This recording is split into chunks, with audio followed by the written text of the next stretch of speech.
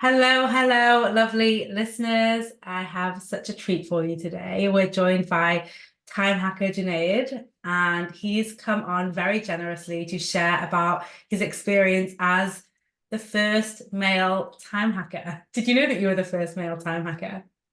I was unaware of that. I suspected it, but I did not know for certain if that was the case. That's an award we want to get for you, actually, the first male Okay. time hacker. Okay. So, why don't you share with the listeners a little bit about why you decided to join? Yeah, I think this was back in end of January, early February of 2022. And I have two young kids. They were obviously a little younger back then, and I work full time as a physician here in the United States. And I'd started a coaching business as well, helping other physicians get their work done at work. And between my main job, family and kids, and the coaching business, I was sort of just feeling a constant sense of overwhelm and even dread about working on my coaching business, which I love doing, but the thought of not being able to put time into it was really dragging on me. Um, and there were a few decisions. How I was spending my time in the business was sort of as one of my mentors calls it being a content chicken, where you're just sort of pecking your head around, throwing out content, pecking at the ground, and not actually doing anything meaningful. So the first call I actually came on, it was to get permission from you to not produce a weekly blog. Yes, I remember that coaching. Um, because you were like, you clearly don't want to do this, so why are you doing this? And I was like, good question. Um, but yeah, and I think I first learned about you on Dr. Bonnie Koo's podcast, and then she'd referenced. I think she'd interacted with you in other capacities as well. So that's why I heard about you.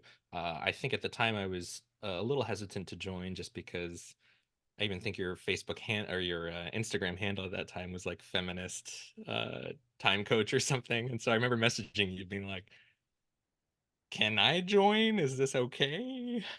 And you were like, "Yeah, you can." I was like, "But no, really, can I join? I don't want to like ruin it for anybody else in the group." So I you're love, gracious enough. yeah, I love the consideration that you had for everyone in the group and the thoughtfulness of messaging me. And I remember our message exchange as well. And it's so interesting because I've had this response. This is like what I said to you, part of the reason I wanted to bring you on and bringing Johnny on as well, um, is to I can have like feminist values and also wanting to be a safe space for men too. And I think that I never intended for it to close off or make people Mhm. feel like it was closed off. And I absolutely think that that has happened. And that's why I Yeah. love that you have come in and got the support that you wanted Mhm. anyway. And even that willingness to say, like, is this a space for me? Um, Yeah. so what would you say to anyone who is maybe where you were and thinking like, is this a space for me? Yeah. I mean, I think what folks really need to look into is I had familiarity with coaching. I did coach certification at the life coach school as well. Um, I actually wasn't quite sure what the program was going to be about with a name like Time Hackers. I actually thought it might actually be less sort of mindset coaching stuff and more like what I consider life hacks, like little tweaks and things you can change.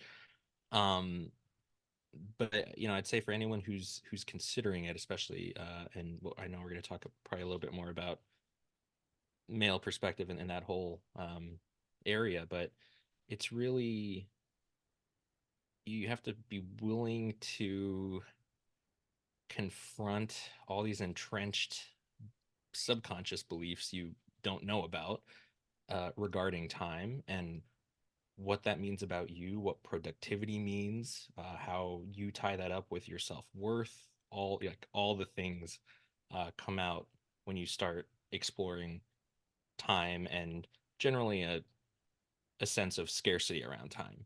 Mm. And so I think um, for others who are considering joining, it's, you know, not looking for the hacks. Actually, it's looking for sort of the transformation instead. Absolutely. Like one of the things I always say is like our brain is our number one time tool. And I think so Mhm. often we are reading this list of like, wake up, have a cold shower, like eat these three things and they're gonna get your brain optimized, and then do like 20 minutes of working out and like this like 20-step morning routine of Mhm. like these micro hacks that are gonna get us to do things. And then what ends up happening is like something falls off, we don't do it perfectly. And research shows that the damage of having a morning routine and then not doing it perfectly and how that impacts Mm. what we get done a day is far more negative than like, not having the things to begin with. What you just described, interestingly enough, so I think a lot of time scarcity comes from the hustle culture. It's a very U.S. Western based tradition. It applies in other parts of the world too. I think even like Japan, but um, I don't think anyone would argue that really that culture was pretty much developed by men. But then their solution, what you just described, do you have the perfect morning routine? I wrote this down, right? Like our first response to I feel like I don't have enough time is, well, let me look for solutions to this. What are the solutions? Male CEO solutions. What does Jeff Bezos do in the first 20 minutes of his day that makes him run a multi-billion dollar company? Um, and that itself is still hustle. Yeah. Figuring out how to cram as much as you can into a 20-minute thing that you're like, what is, do I even want to do this? Do I want to wake up at 4:30 and read a newspaper about something completely random while I sit in an ice bath and do all these other crazy things? Like that's just a hustle response and a hustle solution to a problem created by hustle. And I think it was Albert Einstein that said, you're not, the thinking that got you into the problem is not the thinking that's going to help you find the solution. I'm paraphrasing that. He said it way more eloquently. But and I think that's where a program like Time Hackers comes in, because the type of thinking that you, the program, the way you structure everything is completely coming from a different perspective, where it's not how can I hustle my way out of the hustle culture. It's how can I honor rest and trusting myself and listening to my internal cues to solve this problem. Yes. I love that you put that down and really pointed that out for everyone listening, because I know a lot of our listeners are guilty of. I mean, this was my first solution. The whole reason why this program was created, because I for sure was trying to solve hustle by hustling more and by perfecting that morning routine and by adding all of these steps. And it's so interesting because, by the way, if anyone listening, like if the ice bath and the 5 minutes reading and the 10 minutes yoga, like if that works for you, I'm all for you doing what works Mhm. for you. I think the point that we're making is like, if it's not working for you, then kind of don't criticize yourself or don't think that you can't be productive, efficient, effective, successful without doing those things. And I love that you pointed out about like the Jeff Bezos morning routine, because funnily enough, I was reading something around different, and it was male CEOs and their morning routines. And one of the examples was Warren Buffett, and he like Mhm. goes and drives to McDonald's and gets, I can't remember what it's called, but like something from McDonald's and a full Oh fat my Coke. And it's gosh. like, that's how he starts his day. It's like counter to whatever anyone would say. And no one listening is like, oh, well, that's going to be the answer. I'm going to start my day with a McDonald's, and that's going to, Yeah, right. allow me to be like Warren Buffett. But I think the problem is when we're getting these messages that like the, five-step morning routine is going to be like, when it makes logical sense, we fall for it. And Mhm. sometimes having that example of like, maybe I don't need to spend my morning exactly how other people spend their morning to produce the results that they produce. Yeah, no. That's interesting. I didn't know that about Warren Buffett. How is he still alive? Um, but to your point about if it works for you, I'd actually encourage folks explore why it works for you. Is it because it's such a pattern interrupt, like the ice bath? Is it that you're just literally shocking your body into and your brain into like I can't focus on anything while I'm submerging myself, or this is the only thing I can focus on is stealing my willpower to get in this. I've never done this, so I don't know. But is that the key? And is it that creating that little bit of space for yourself, is that why that's successful? So I think being really intentional, even if I'm going to follow these CEO solutions, why do they work, or why might they work for me? Because I think you never hear that part of it. It's just that, oh, it's because I carved out this time in the morning for myself, and that's why, and blah blah blah. But Yeah. I think the other thing that a lot of these solutions miss, and really what this is a struggle for me, is they never mention those people have families and like little kids and stuff. So yeah, you try to get up at 4:30. Oh wait, both your kids are already awake at 4:30. So now what? Like, what are you gonna do? Just be like, sorry kids, I'm gonna go take an ice bath. Oh, but don't come in here with me, even though you're crawling all over me. Like, no, it doesn't work. And again, that whole hustle culture kind of ignores the family child dynamic aspect of it. And again, it's because where did it originate from? Who were predominantly CEOs when all of this sort of came about? Um, and did they just have partners that could handle all those other things while they could focus on their morning routine? Yeah, exactly. Exactly. And I think that is part of the branding where the feminist branding came from, was the realization that like we need to move away from how it was created. So I love how you've touched on that. And I also love how you've connected to the why. I feel like it's such like a doctor, like that doctor part of your brain that like understands the why behind it. One of the examples that I've talked about inside Time Hackers is, people say they have their best ideas in the shower. So Mm-hmm. therefore, like, what are we supposed to do? Just like go and grab a shower? Well, no, like it's the conditions in the shower. It's like what we're allowing for our brain in the shower, and how do we kind of recreate that on demand if that works for us?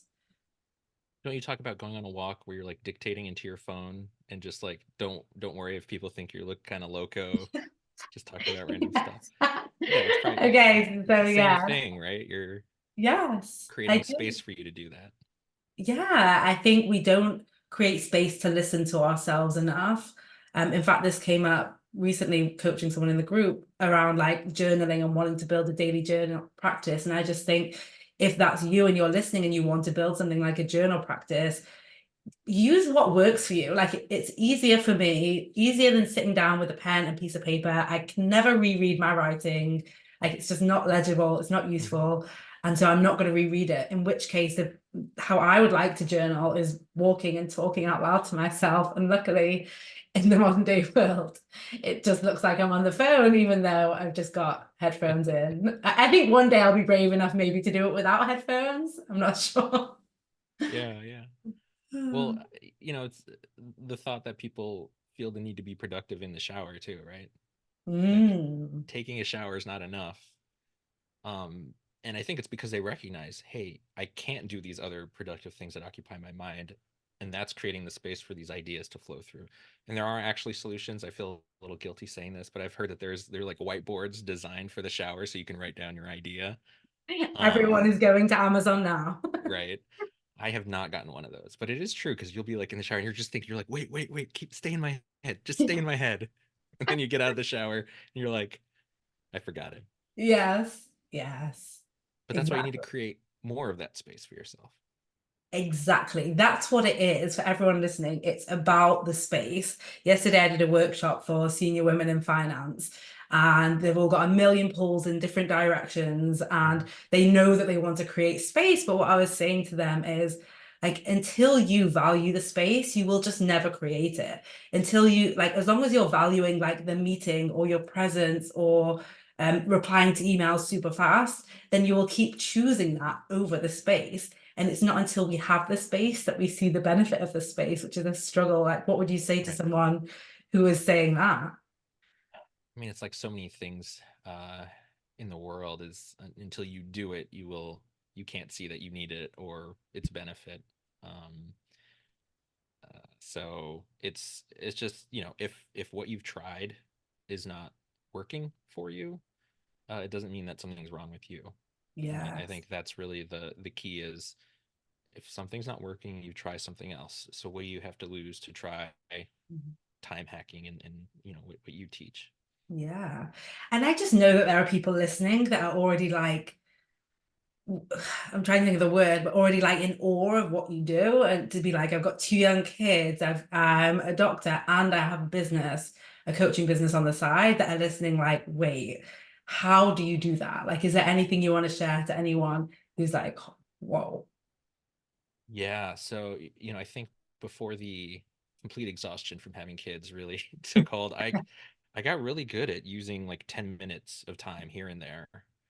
Like I've literally, I used to write kind of probably 1,500, 2,000 word blog posts in my iPhone on the Notes app, like while rocking one of my kids to sleep or doing something like that. So, um, at that time, that was something that worked, is just thinking creatively about your day. Like, hey, I tend to have more time than I think I have. Where is that time? Like, yes, that time is not me being in front of my computer being able to type a blog post, but we have all these other, we almost all of us carry a super powerful computer in our pockets. So use that when you can. And then I think, it's been a 3-year process. So I've built up so many of the things that I can use to run the business that it wasn't overnight. Mm-hmm. Um, and so, yeah, it's easy for me to do, relatively easier for me to do a launch now because I have the emails, I have the sale, I have everything, blah, blah, blah to do. I just need to flip the switches, turn it on, show up a fraction of the time that I used to have to show up and make it work. So, Yeah. I think everyone's like, oh, here he is now, but they don't look at where I was and where I came from and all those little steps along the way and all those missteps along the Yeah. way. Yes. So you said something then that I just have to point out to everyone. You said like we have more time than we think we have. And I know people are listening and like, wait, what? But it's absolutely true that we have more time than we think we have. What do you think stops people from seeing that? That's a really good question. Um, I think a large part of our culture and hustle culture is that busyness is almost a virtue, and that, like, for a friend to say, let's go grab coffee or something, for me to be like, I don't know, check my schedule, have your people call my people, they'll figure out a time. I think that's almost a badge of honor in a way, Yeah. um, because you're demonstrating, hey, I'm a busy person, my time is worth it, and you're petitioning me for a little 15 minutes of my time that I actually would really like to do and value more than everything else I'm doing, but I've signed myself up for all these other things. Um, the other thing Uh, for me is really like doom scrolling on I social was just gonna media. say, it's like I'm so It's busy, but also I find an hour right. every like I want you to just from like a non, you don't need to criticize yourself or spiral in any way, but just from a like a curiosity point of view, like just have a look at your phone and how long you spend on it every day. Right. When we say like I don't have time, or you think I really don't have time, you have time. It's always about how you're spending it. And I don't think Junaid or I are going to tell you that you shouldn't be on your phone and you shouldn't be scrolling and you shouldn't be having that downtime. But what I just love that point that you made. And I just wonder what would be different if everyone just asked themselves, like, how might I have more time than I think I have? Like, where do I have more time? And I love the point you made earlier about the 10 minutes, finding 10 minutes because maybe you don't have an hour, right? And maybe finding an hour feels very daunting and overwhelming. But can you open the door and see like the first crack of light and just be like, okay, actually, I do have 5 minutes. I do have, 10 minutes here, here and there. And just, you don't even need to fill it with something immediately. I think what would be really beneficial for everyone listening is just to see its Notice. existence. Yeah. Yeah, But exactly. notice it. I was just trying to. There was something I learned about 2 months ago. It's Yeah. called revenge bedtime procrastination. Have you heard of this Yes. thing? Tell them about it. Um, well, yeah. So let me see if I can get this right. It's basically you're actively making a decision to sacrifice sleep to enjoy some leisure time because your daily schedule did not allow you, or you felt like you didn't get enough done. And so you're basically like, well, damn it, I'm gonna go watch a 2 hour Netflix movie, even though it's 11 p.m. And then you're up till 1 a.m. and you're wondering why you're tired and miserable the next day. And you're immediately, you wake up, you're like, I regret that decision. Yeah. But I never had a term for it. Like it's so interesting that there's a term for this. And it's I think we also weaponize it almost like revenge uh productivity. Oh, yes. And so this is what I historically have done to myself all the time. It's like 11 o'clock, and I'm like, oh, I feel like I haven't got enough done. Time to go put in 2 hours of work. And so like even yesterday after we got the kids down, I had to come. It's always dangerous if I have to go back downstairs to like wash their waters. I'm like, oh, I'm probably gonna get on the computer. But then I wasted like 30 minutes on social media, and then I was like, oh, but there's all this stuff I want to get done. And I said, nope, sorry, you wasted your time, or you chose to spend your sorry. Let me rephrase that. I chose Yeah. to spend my time mindlessly going through stuff on social media. So I said, nope, now it's time for bed. You didn't get done what you wanted to get done. When are you going to get that done?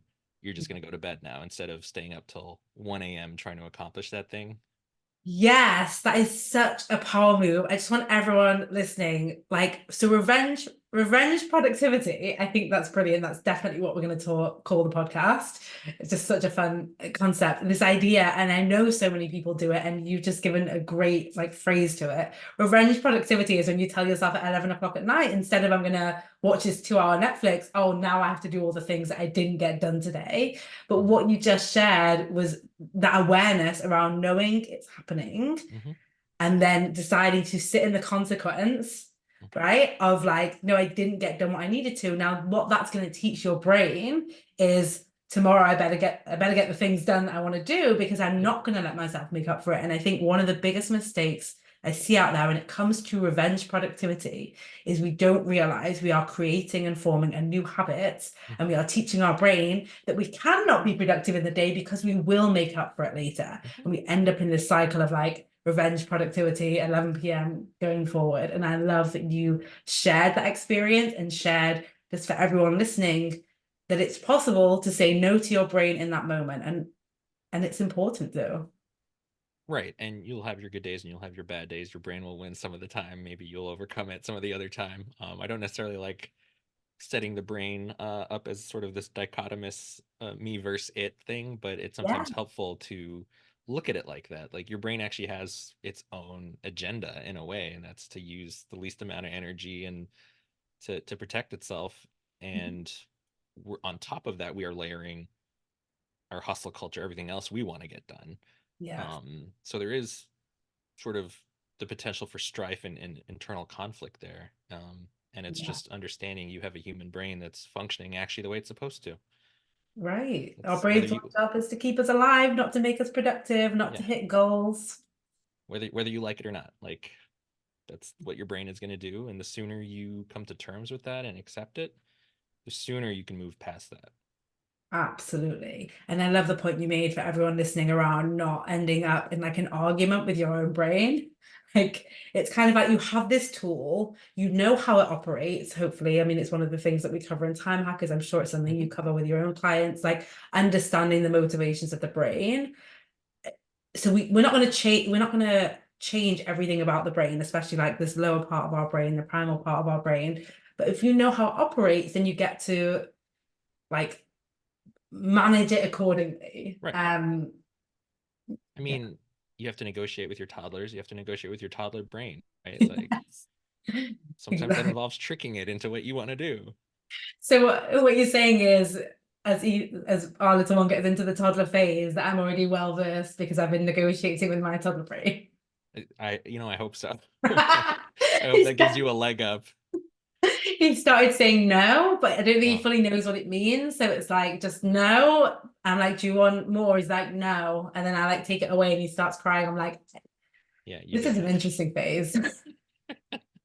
Yeah, and sometimes your brain does that, right? Like at 11 o'clock at night, you're not making the best decisions. It's your brain is tired, you're tired. So you're saying no, and your brain's like, no, no to the no.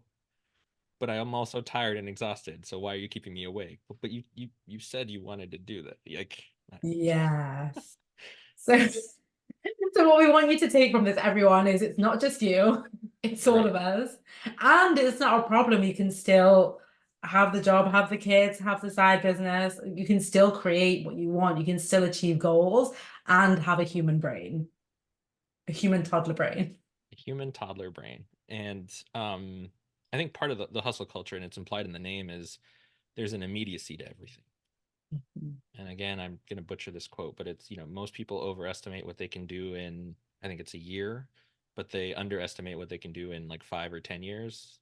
Yes. And Um, even like I even think most people overestimate what they can do in a day, but in a day. underestimate what they can do in a month. And Yep. like I think you're spot on. For everyone listening, your brain by design is overestimating what you can do in the short term and underestimating what you can do in the long term. And the danger with that is if we overestimate what we can do in the short term and we keep not doing it, then we start to think there's something wrong with us, that we're not capable of doing the things. And that's what compromises our longer term accomplishments. And for those who rely on planners and such, I just was thinking about this yesterday, looking at a planner is they're usually, even the, they'll have a month view, but it's just the numbers, the days of the month. It's not, you can't actually use it to do anything, whereas everything is designed in a day or a week. And so there's this, it's putting these constraints like, hey, you said you wanted to accomplish something, you have 7 days to do it, and if you don't do it, you probably book the other 7 days for something, versus there was literally like a month-long planner where you could put your intended tasks on it. It might actually relieve that sort of pressure. Yeah, I even think that as we're coming up to the end of the year, a lot of the conversations that are happening inside Hustle Free Holidays are around this idea. And we just did a podcast that came out today actually um on like what to do when you fail your goals. And this like end of year is so arbitrary. It's Right. decided for us. Like we're not like on December 31st, like there's no reason aside from this like Yeah. groupthink or this like ability to outsource a decision. And the deadline is just that decision. And so I think it applies there too. Just, yeah, for everyone listening, I would just say, like, be willing to kind of have like flexibility around the way you view things and just knowing that someone else decided the week, someone else decided the month, someone else decided the year. And if they don't serve you, then you don't have to abide by them. Different cultures had different ideas, different constructs for what time was and how time worked, and we are beholden to the one that we know and were taught. But is there really a difference between 11:59 on December 31st versus midnight on January 1st of 2024? There, it's just a minute, so that's it. Otherwise, there's no real difference. Absolutely. I want to talk about that a bit more on this podcast about the different cultures and the evolution of time. And I mean, I didn't even know till recently-ish, like there used to be way more time zones in the US. Oh, I didn't know that. Yeah, there used to be like all these different time zones. And it was once we start, it was like industrialization and this Yeah. idea that we were going to like travel via train, to work from one Mm, place to another that required like the cohesion, more cohesion around time, even though there was still, but there used to be like, I mean, definitely over 20 time zones, but I think it was like over 50. Yeah. okay. So just more granular little sort of More limits. granular, which Yeah. makes sense if you're thinking about like farm work and Yeah. doesn't and then I guess just like through industrialization and globalization and all of this stuff, that it's like time is literally made up. Yeah. It's a useful construct in some ways, and in some ways it's not. So, Yeah, I think that I love that point exactly. It's like it's a tool for you, right? Like I think that's what we're playing on here is don't use time to guilt or shame yourself. It's mhm. literally a tool, it's a measurement tool. I'm thinking about like my height. I'm quite short, I'm 5'2.5. And like that's just data. And time is just data, except for not for some reason, we know exactly why, but we've been trained that like how we use certain data or the results from certain data attached to like our value as a human being. Mhm. Whereas like I don't attach anything to my value of being 5'2". Maybe a different time I would have done when I was like living in simpler times, maybe being taller would have been more valuable, but like there is nothing like it's a learned analysis of the data that we use to project onto ourselves. Right. Being 6'6" is useful if you're a volleyball or basketball player. Not so useful if you fly a lot, right? Like you being 5'2.5", a little nicer for you on the plane in terms of leg room. Maybe you can hide in smaller areas than other people, right? I say that now having to like crawl after a 5-year-old into tiny places. Yeah. So that's top of mind. But there's advantages and disadvantages to everything. It's just a matter of what your frame of reference is about it. Yes, exactly. And you've spoken about hustle quite a lot, so I assume that this is like a big part of your work. Am I right? Uh, in a way, yeah. So really, uh, the way healthcare works in the U.S., especially, I'm a primary care doc. Is that there's with the corporatization of medicine, it's how many more widgets can you produce in an hour? And unfortunately, in our case, a widget is actually a human being with a health need. And so the things that get cast aside are all the other work around seeing the person. So we have to document a ton of stuff about that visit, and most people don't build that time into their day, and then they wonder why I just saw 24 people. Why do I have 24 Mm. reports to write? And when am I going to have the time to do that? So a little bit of is the hustle culture of medicine, which is so embedded, like people don't even recognize it as hustle. It's like, but this is just it. This is it. This is it. And I'm like, well, do you have to see 25 people a day? Can you see 20, two, and go a little slower and finish your paperwork as you go? And even for some folks, that's like a light bulb. Like, oh, do I have to see this? I was just expected of me. I thought Mhm. so. So yeah, that's where the hustle falls in. But really, it's also just helping people reflect on how they make that backlog of paperwork, what they make that mean about themselves.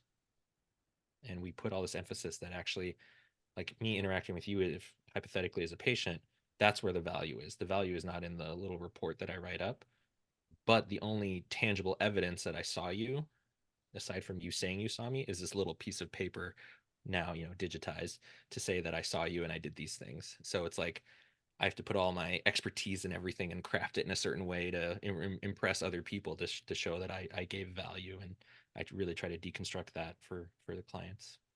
Yes, it's so interesting actually because a few doctors have brought me in, Bonnie being one of them, to coach their groups. And this has Hmm. come up a lot, the writing of the charts. And I think also you have to think about like the type of person who becomes a doctor, succeeds at becoming a doctor, gets hired, and they're used to doing excellent work. They're used to being on top of the class. They're used to overachieving. And then it's like saying, like maybe this report doesn't need to be as detailed, Right. and it's like, what? It's like everything I do, I demand excellence of myself. And for anyone listening who's not a doctor, who all this applies outside of the doctor world, but I'm sure it applies for your clients.